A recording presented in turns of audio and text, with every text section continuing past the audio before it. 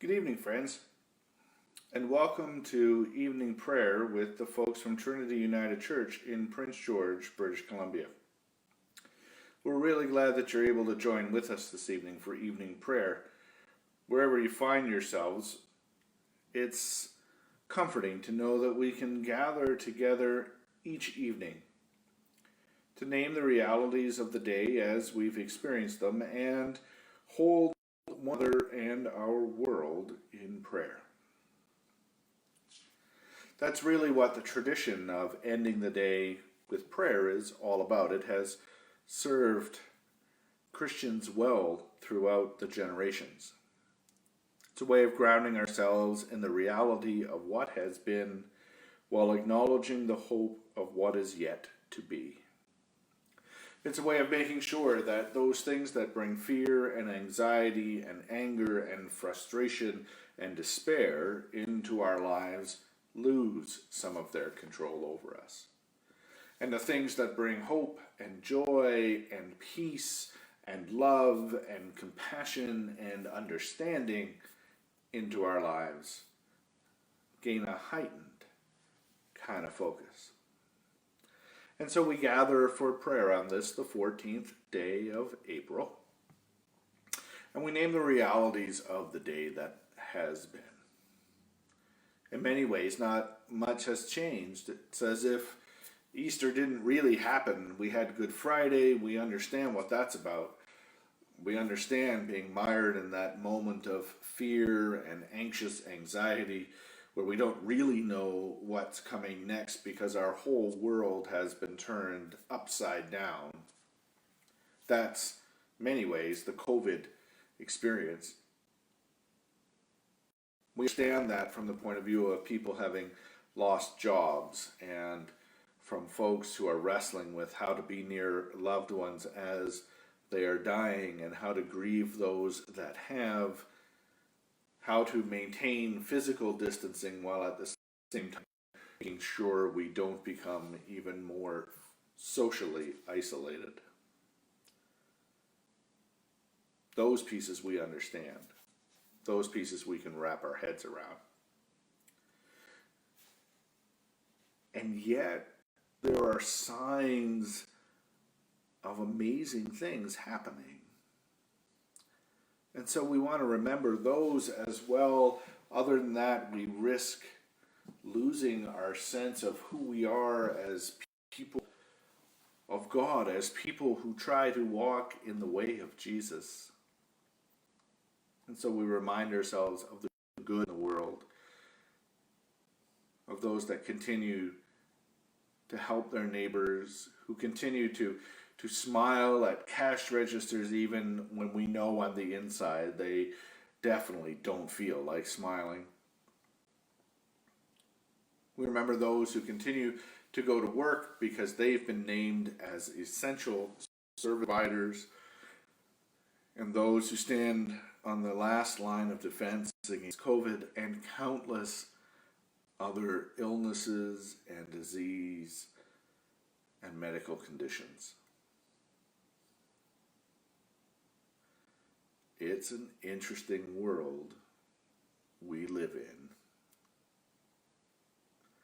And so we name the complexity of our existence.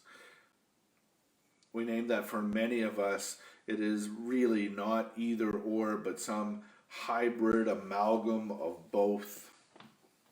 On the one hand, we are fearful of what tomorrow might bring our way, even if we figured out how to keep our kids educated and entertained at home and balance that with work or even just work from home. Navigating space with loved ones or managing space all on our own, trying to figure out how to navigate what seems to be like an endless parade of days, one after the other, with nothing changing in our spaces. We ground ourselves in the realization that we are not alone. We can't be alone. The wonder of creation dictates that we are not alone.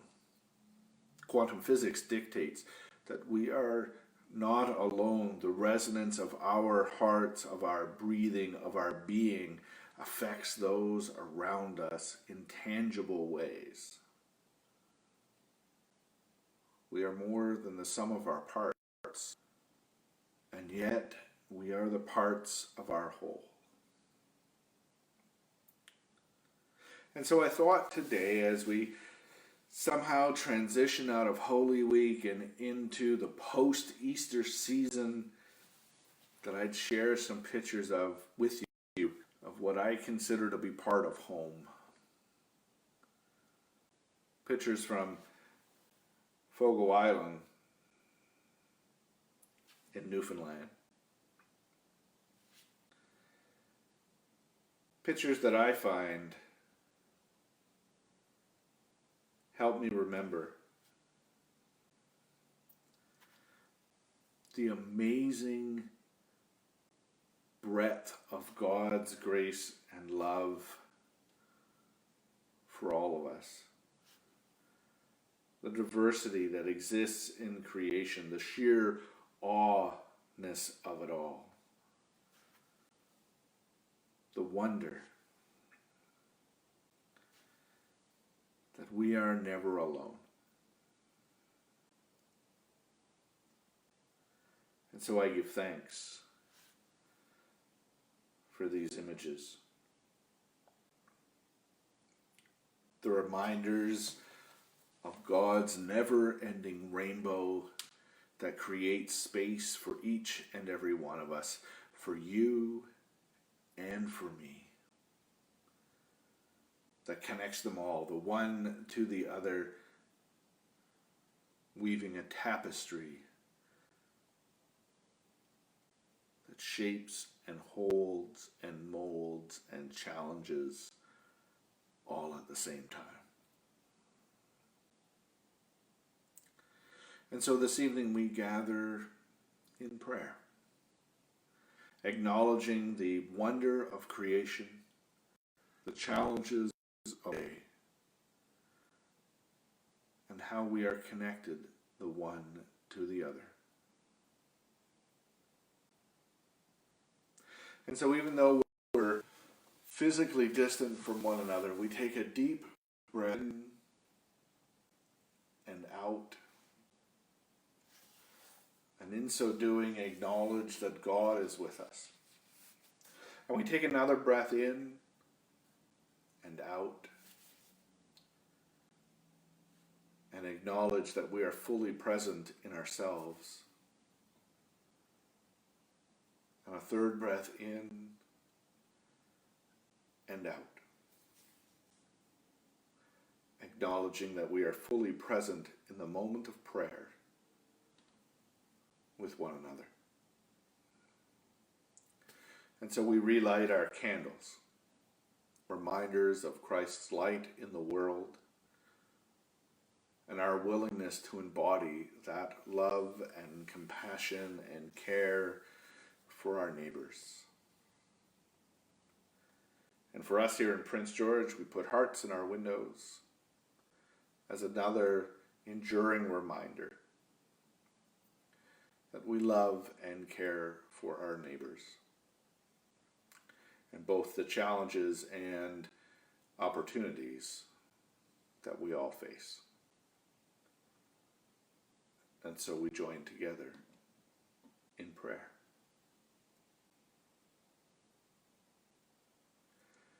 Creator, we give you thanks for this day that has been, for the wonders that you have painted across the skies and floated down the seashore. We give you thanks for the many ways that you bless us and amaze us and remind us of the wonders of the world and how interconnected we are, the one to the other. Help us to be mindful that within our very selves, your presence vibrates at the genetic level, calling us to be connected to one another, to you, and to the world. Help us to be mindful of those that risk their own health and the health of their families, so that we might know wholeness, so that we might know peace, and we might know health. We pray for care workers in our care and seniors facilities, those after our elders. We pray for families who are called to walk through the valley of the shadow of death, knowing they can't gather at bedside, and they can't gather to tell stories and celebrate someone's life and their enduring legacy. We pray for people learning to work from home and navigate complexities of never-ending, onward trudging Zoom meetings, and parents who are just trying to hang on as they balance the needs of their children with their own personal and professional needs. We pray for our leaders that they might make wise decisions, not ones that are knee-jerk reactions, not ones vested in their own best self-interest, but ones that are truly about building a better world where no one is left behind. We pray for those who have been physically distanced and in self-isolation a lot longer than the restrictions of COVID. We pray for those for whom being at home and alone is not mentally healthy. We pray for those for whom home is far from a safe haven.